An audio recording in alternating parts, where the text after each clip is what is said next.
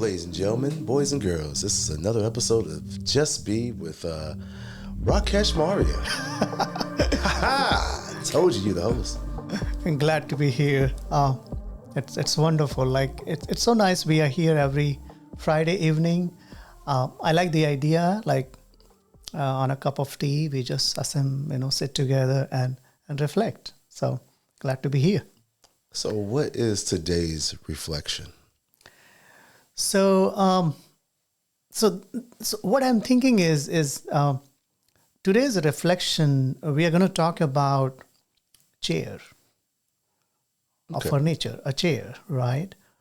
And what I think we can do is reflect on the meaning of a chair for us, both of us sitting here, what it means, what it represents, and maybe what is my earlier memory of a chair that I really enjoyed, and maybe not so much.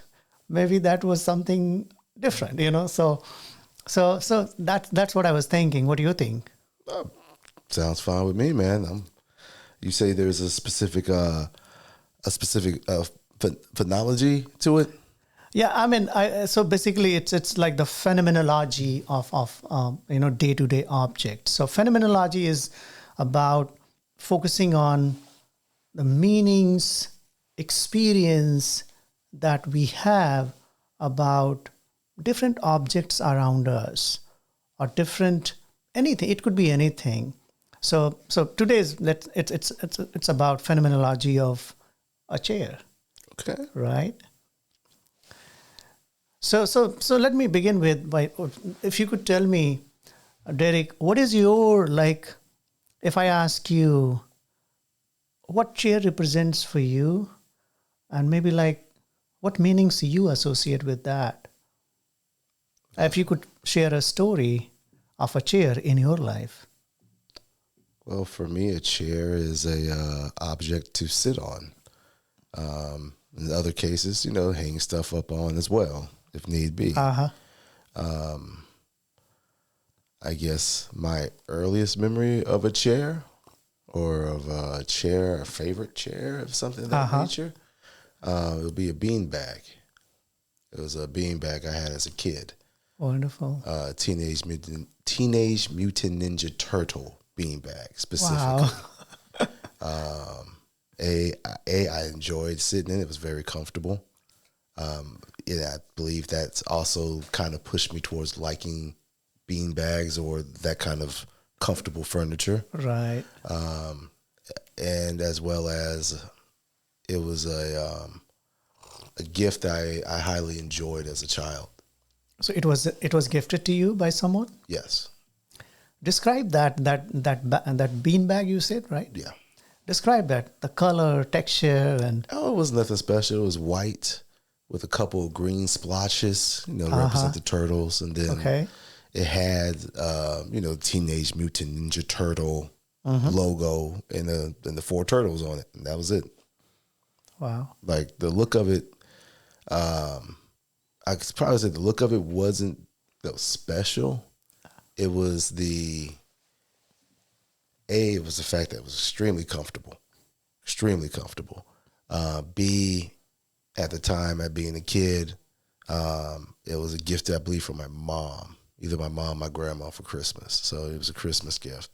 And I loved it as a kid. Did my homework in it, did almost everything in that beanbag until one of my cousins got mad for whatever reason, because I beat him in a game, I think, and he kicked my beanbag and bust a hole in it. Oh. Yeah, and all the sand came out and made a humongous mess, so we had to throw it in trash. That was the end of that beanbag. Yes, it was. And unfortunately, me and my cousin got into it. Okay. And words were said. And then a week later, he passed away. Your cousin passed away? He had an asthma attack. And so sorry. He passed like a week after that argument me and him had as kids. Yeah. So It must have been pretty hard for you. At the time, yes. How old were you at that time? I was 13. He was 12. So we literally were a year apart from each other. So it was a really rough time because I saw him I used to see him all the time. I used to come over, spend the night at my grandmother's house. And Victor was good people. Victor was a good kid. Had his moments where he was a little bratty. And that was one of his moments. And I didn't like it. And like I said, because it was just a video game. He had beat me before, so I was like, well, I'm just going to play you again. And I beat him. He got mad, took it personal, and decided to kick my beanbag. So I hit him. I thought I hit him because I got in trouble. But I was just like, but he busted my beanbag. You're not going to get on him about that? Okay, cool.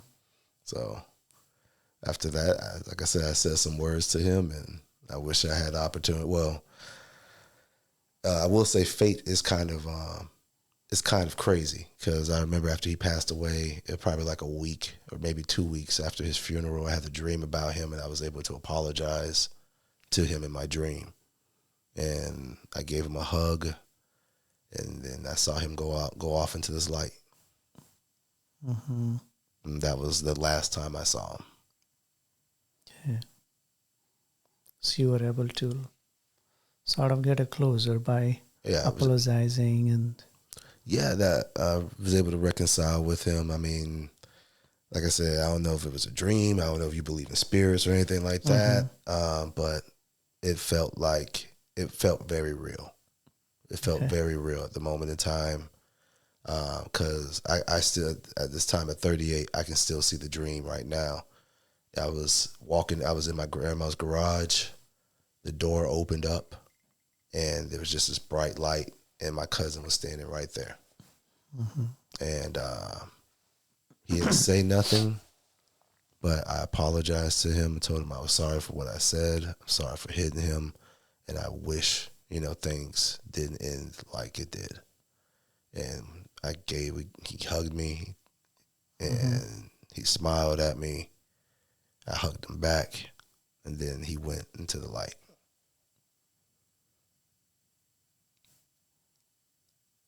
So after that beanbag, story, did you get another chair that sort of meant a lot for you? Kind of you associated, or? Since I've started the master's program and moved in when I first moved into an apartment, when I moved back to Jacksonville, I did buy a beanbag, yeah. Oh, okay. Beforehand, I didn't really do beanbag per se, but I was big about having a comfortable bed to sleep in. So like I bought like a goose feather mattress topper to make my bed extremely comfortable, extremely soft. And so even now, I still have something of that nature to make sure whatever I'm sitting or laying on is extremely soft. But I do have a beanbag now again. It's not as nice as the first one, but at least I got one. How about you? Yeah, as you know, I grew up in rural India. Growing up, we didn't have furniture per se. No study table, no study chair. When I was in elementary school. However, in middle school, we got one table and a stool, not a chair, And we were a couple of kids growing up in the same house, my uncles, me. And so I mostly just study on the floor, sit on the floor, study.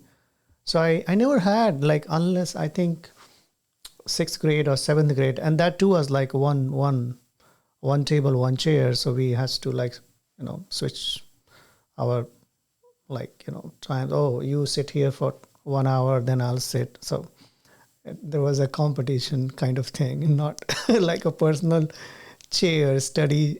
And you know what? I used to go to some of my friends, and I saw they have a personal study room with their own chair and table, and I wish I had one reserved for me, like only for me.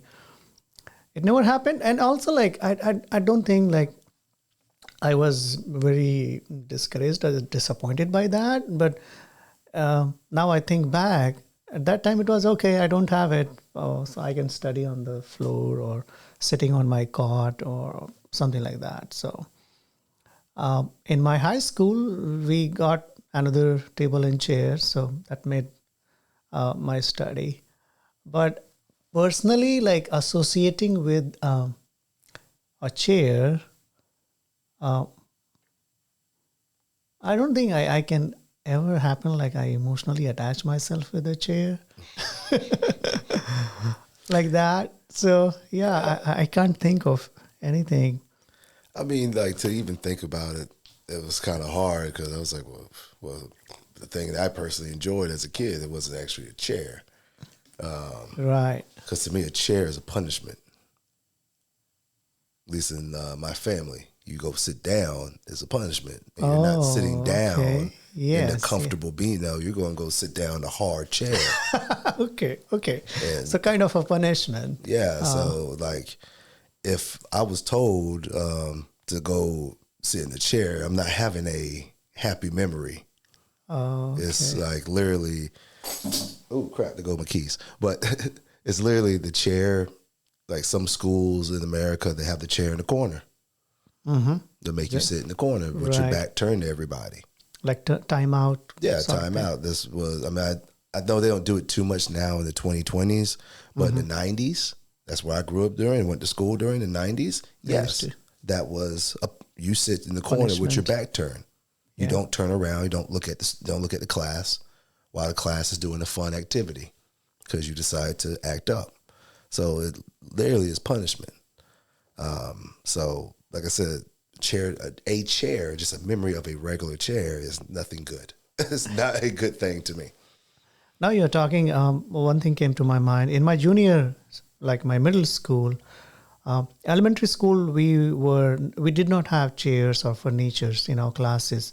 We were sitting on a carpet on the floor, and our teacher had a chair and table.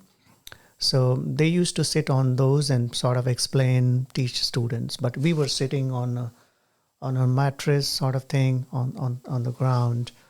In my junior, so starting 6th grade, we got first time to sit on a bench, and I don't know what you call it, table and bench sort of thing. Not like a chair, but it was like a bench. With like a desktop. Desk, yeah. So we all sit in a row. And so that's what my first experience. And I remember, not in 6th grade, but as we grow older, like in 8th grade, like the bench, like the I don't know what you call it, bench? Bench. Where you sit? Yeah. So benches became sort of a medium of expressing anger, particularly when teachers are not around. So it's like a student might just pick a bench and throw it in the corner, sort of. Throw it. Yeah, throw it in the corner just to show anger. Sometimes when kids are doing some fightings, I mean, it might seem a little bit weird for you because... How light were these benches? They were like small benches, like where 3 students sit. Oh, okay. Only 3 at a time? 3 at a time. Oh, okay. So it's just like this size of benches, like I would say 5 feet, 4 feet long benches. Okay. And we were like in middle, like 8th grade, we were like, some kids were like taller and stronger. Okay. And it increased in high school when like seniors, like 11th grade, 12th grade, when there were fights in the school, in classes, they use these benches to sort of express their anger, sometimes try to hurt the other kids, So obviously it's not like fights happening every day, but sometimes when it does. So what was the repercussion like of no repercussions? It was like when the teacher is not around, fight, and the teacher comes and says like, what's going on? Who's doing it? And then everybody is like, nobody is doing it. It's like,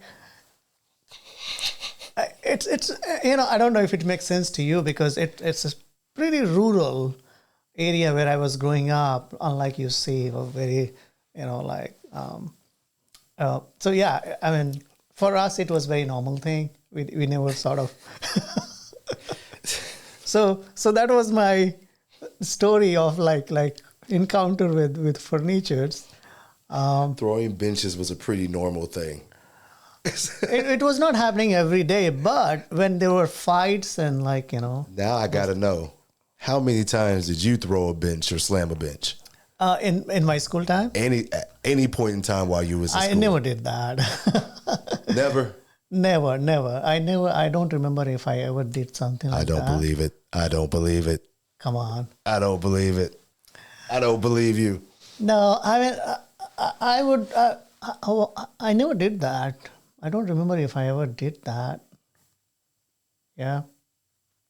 So, yes. So with furnitures, I remember one chair in particular because and now we are talking.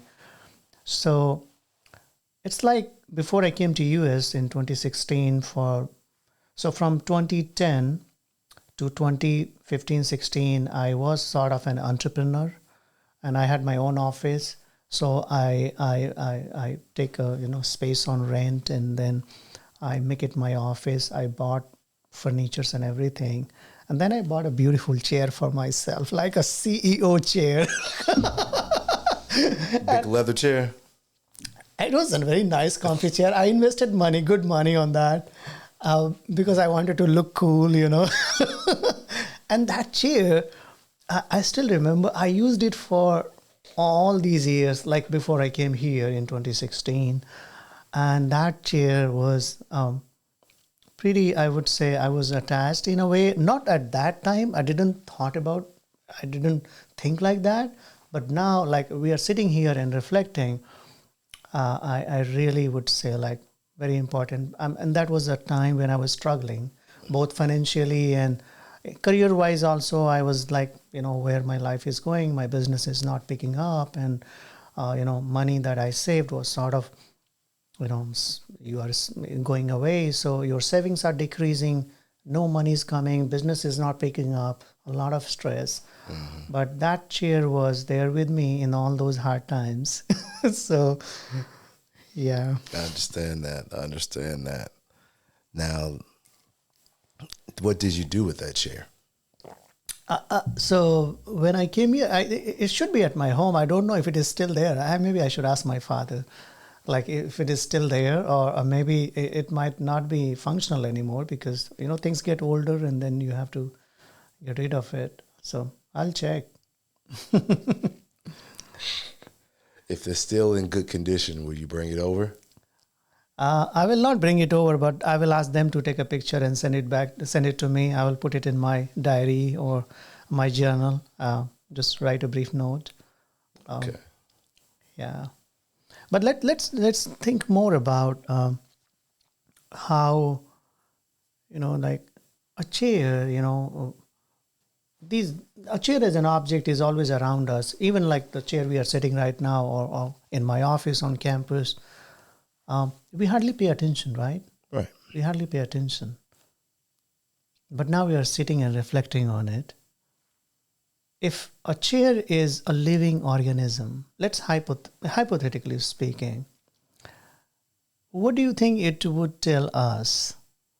Like the chair that I talked just a couple of seconds ago, which was there in my hard time with me, or maybe your beanbag that you had, or the new one that you got recently. If it were a person, what would it tell you? I know my beanbag currently would tell me, keep your damn cats off of me.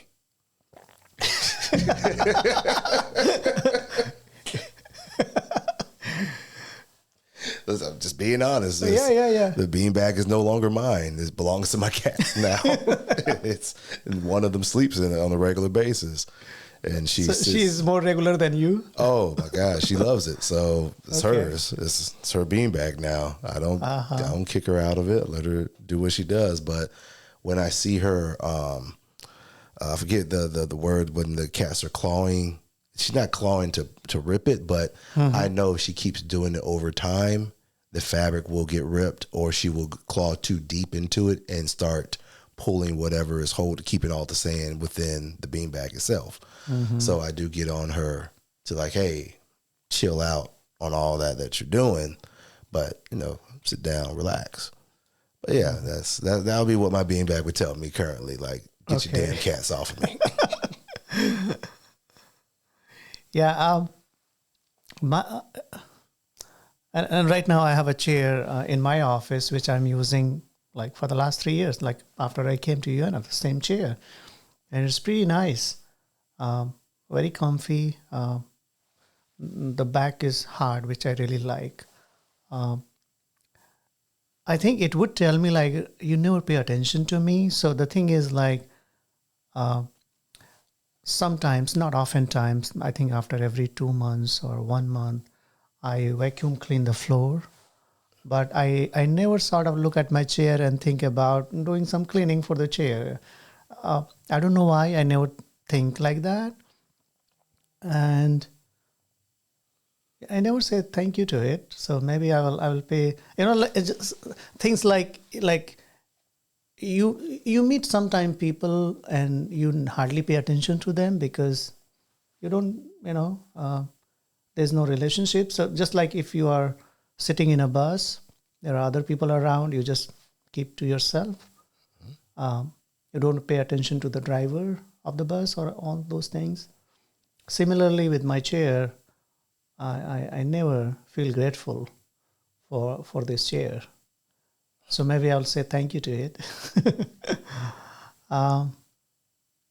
Yeah, and it will, I think the chair will also say something, I think, because I can see other chairs in other rooms on this floor where people hardly come. So those chairs will be, I imagine, will be a little miserable because the people who use that hardly come here, right? They're lonely. So they I love that. So that's lonely so chairs. Lonely. Let me stop before we have to. Nobody. Oh, there you go. Hey, to sit in me. I love that. You should make a song on it. I think we might get sued by the original people. Who knows? Oh yeah, we need to maybe find a new tune and maybe some new lyrics around it. But coming back to that, so from that perspective, my chair would be very happy with me because I'm here Monday to Friday, sometime on Saturday, and like I come here around 8:30, 9ish, and I'm here almost like after 5, 6, sometimes at 9 when I have classes in the evening. So she must be happy with me, and I don't know why. Your chair is a she? That's another thing. See, here is the idea. Like why I use the word she.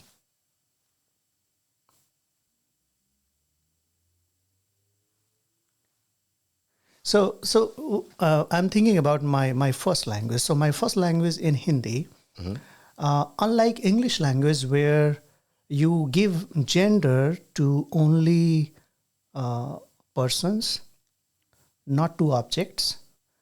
In Hindi language, we give gender we label objects with gender identities as well. For instance, river.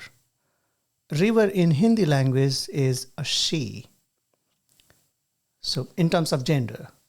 While a house is he, in terms of gender. Similarly, chair is she. And that's why I use this word here. Okay. So yeah, I would say she would be happy in that context, that I'm spending more time with her. Well, but is she truly happy? Because you just said you don't clean her. Yeah, you might not be giving her true attention just because you're sitting on her and spending time with her. Is the time quality with her, or are you just using her for your own personal benefits to get through the day? That's a good insight. And it's like, sometimes people are in marriages for long, but they don't feel close because spouses may not be paying attention to each other. So maybe in this hypothetical marriage with my chair, she might be feeling left alone because I am there in the house, but not really paying attention, listening to her, caring for her. So, yes. Does she squeaks? She does not, but yeah, it's my assumption. But in terms of real squeaking, she does not. So I'm taking it as like a positive note. Okay. That's what I'm saying. That's a good Otherwise, thing. I will take it. That's a good thing. That's a good thing she doesn't squeak. That's what I'm saying. Like the squeaking will be the calling of like, hey, there's a problem and you need to pay attention and you're not paying attention. Yeah, she from that context, she is doing well. So, yeah. So she ain't too upset. Yeah, that's interesting. We never thought about like, if chairs were persons, how would their different characters would look like? Well, see, I don't want to change the subject, but like I put a female reference towards my car. I call my car she and her. Okay. Because I feel like my car is taking care of me like a mother almost. And then because how we're inside of it, or like a womb, and then we birth ourselves out. So I always feel like vehicles are her. So I've always referred to my car as she. All cars I've ever driven in my life as a she. So I just like, hey baby, please let's get home, baby. And I rub the dashboard, and I tell things like, hey baby, as soon as your daddy gets some money, we gonna get you nice and clean. We gonna get that new tire that you really need, baby. Like I try not to sound like a pimp, but I try to at least make her feel better, make my car feel better about some of the situations that I might be neglecting on by talking kindly to her. Now it reminds me my own car, previous car, and similarly in Hindi language, the car is she. Okay. So here's another story. When I was in undergrad, doing my undergrad, I was obviously a poor student, so I could not afford a car. So I had a bicycle. And this bicycle was a second-hand bicycle. I don't know if it was third-hand or fourth-hand bicycle. Pretty old. It was like, it can just ride, that's it. So it was always squeaking here and there. And so I bought it like pretty cheap, super cheap. So I thought, okay. So as a poor student, I bought it. And you know what? This cycle was always like, I was living in a hostel. And this cycle was like always like, my friends comes to my like room, say, hey, can I borrow your bicycle? I was like, so if generally what happens, if he has a new bicycle, people avoid giving it to anybody. But my bicycle was like very old. So I was like, yeah, always it's like a public bicycle. Anybody can come and borrow it. And they named my bicycle Rampieri, which means like something. So it's like, dear to God. I mean, in translation. So dear to God. So we named it Rampieri. So when I came to US and I bought my first car, I named it Rampieri. Okay. And Rampieri was pretty, again, a female name in terms of Hindi language, a female name personifying her. And Rampieri did a good job to me. Like she was really nice, but she sort of, I won't blame her. So what happened when I got a job and I was moving from Wyoming to Jacksonville, long distance. So I put everything in my car and then I traveled from Wyoming to Jacksonville with a friend, all my stuff. And the car did really well. But Rampieri, when she came to Gainesville, I stayed for a couple of days at a friend. And then when I was making my final leg of the trip, Gainesville to Jacksonville, and there is a small city called, I don't know, in the middle. Stark. Yes, Stark. And Stark, as I entered the city, what happened when I was pressing my accelerator, it was not going beyond 40 miles, 35 miles. And oh my God, I was like, I cannot, ride on a highway like 40 miles. It would be really tough. So I take it to a mechanic and it was like, oh, your transmission is gone. And then I had to leave that car in Starkey, and my friend came back, and so Rampieri, it sort of, she helped me a lot, but then in the final leg of the journey, I had to spend money on it, like more than 2K to change the transmission and all that. And then I had her since until last year. Then I sold her. So yeah, that's the story of my Rampieri. And I was glad because the person who bought it, this lady in I think mid 40s or 50s, mid 50s maybe, she bought it for her high school son, the first car. So Rampieri is going to be a first car for this high school kid. Okay. So I was happy for Rampieri, but obviously that was sort of a little bit sad for me, leaving Rampieri. So But she got brand new life. Brand new life, and in the life of a exciting young man who's having like a first car in his life. So glad for both. Hey, well, hopefully Rampieri is giving him some beautiful memories. I'm sure. She's a very reliable car. After changing the transmission, very reliable car. Even the engines, when the mechanics heard the engine sound, they said, and you know what? It was like 2003 model. So she was born in 2003. And in all these like 20 years, she traveled only like 85,000 miles. Can you believe that? 20 years? Yes. The reason was the person who was having it before I bought it, he bought it for his wife who only used it in a small city, Laramie, just for grocery shopping kind of thing. So they never, used it very well. So that's good though. That's yeah, good. so technically she was old, but her body was young. So we're talking about a car, right? No, her body was young. Her engine was like super young and not making even the sound of the engine. Mechanics told me like, this Rampieri seems pretty young, based on her performance. So anyway. Oh man. I'm sorry. Somebody heard bits and pieces of what you're saying out of context. It would sound so wrong. Well, people make meaning out of it. And that's their thing, True. how to explain. But true, but we're talking about chairs and cars. Yeah, so let's wrap it up today. I think we are. So, yeah, it's really interesting. We never think about these objects around us, and the story of chairs in my life and your life. It seems to be what the story has brought out is that through the memories and the reflections of what we grew up with, and I wouldn't say these situations, but the opportunities of learning and then being grateful and appreciative of what we were able to experience with our chairs and our Rampieris. We have been able to find meaning and grow. Yes. That's a good way to end our conversation for today.